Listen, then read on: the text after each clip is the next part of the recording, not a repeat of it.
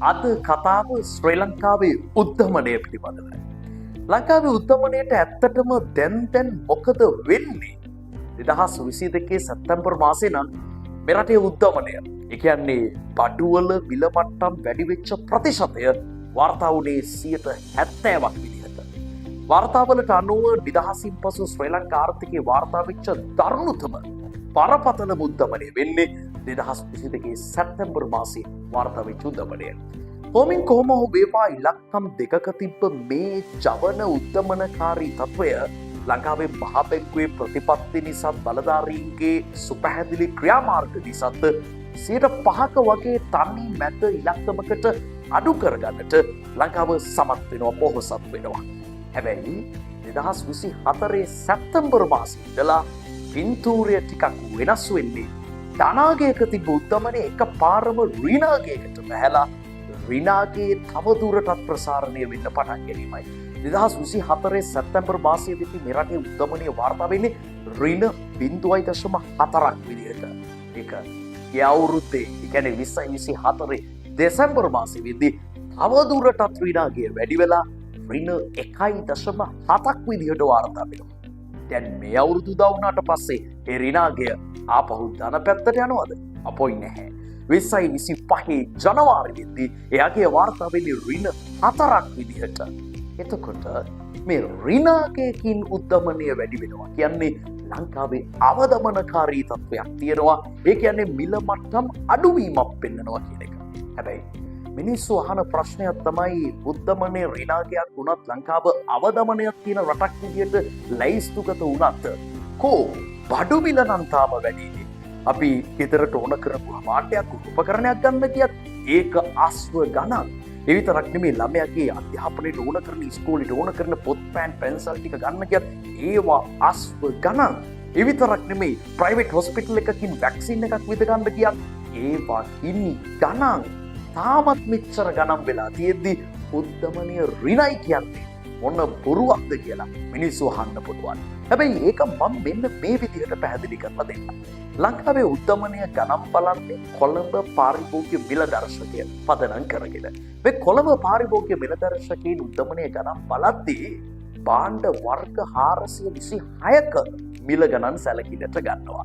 ඒතර අපේ භාණ්ඩ මල්ල ඇතුලේ, භාණ්ඩ බාස්කට් එක ඇතුලේ භාණ්ඩ 426ක් තියෙනවා. මේ 426 කැටගරි නැත්නම් කාණ්ඩ 12කට බෙදන්න පුළුවන්.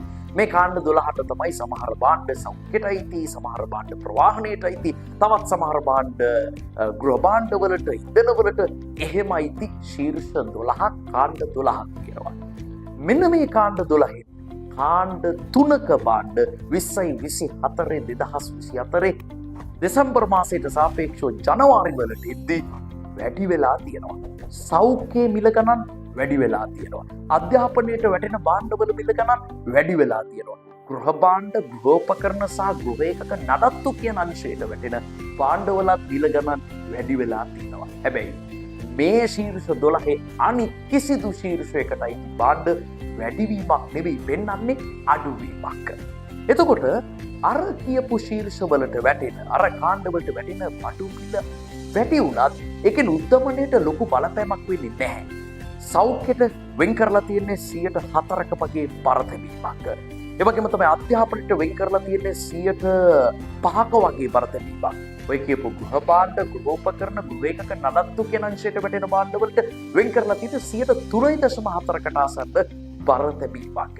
එතකොට ඒ බල මිල ගණන් වැඩි වුණත් කොළඹ පාරිභෝගික මිල දර්ශකය පදනම් කරගෙන උද්ධමනය ගණන් බලද්දී ඒ මිල වැඩිවීම ලොකු බලපෑමක් උද්ධමනයට කරන්නේ නැත්තේ ඒවට වෙන් කරපු බරතැබීම අඩු නිසා.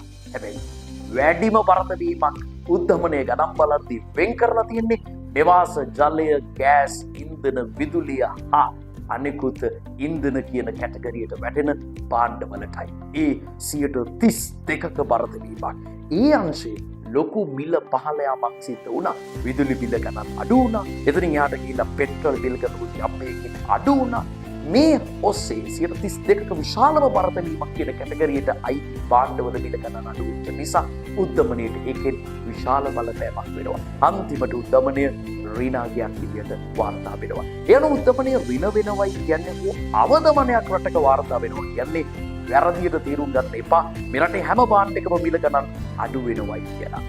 රටේ භාණ්ඩවල මිල ගණන් අඩු වෙන්නේ ගොඩක් වෙලාවට වැඩිම පරතැවීමක් තියපු භාණ්ඩවල මිල ගණන්. ඇත්තටම ලංකාවේ උද්දමනය ඍණ උනේ සියලු භාණ්ඩවල මිල ගණන් අඩු වෙච්ච නිසා නෙමෙයි, වැඩිම පරතැවීමක් උද්දමනය ගණන් බලද්දී තියපු භාණ්ඩ සෙට් එකේ මිල ගණන් අඩුවීමක් 2025 ජනවාරි වෙද්දී වෙච්ච නිසායි.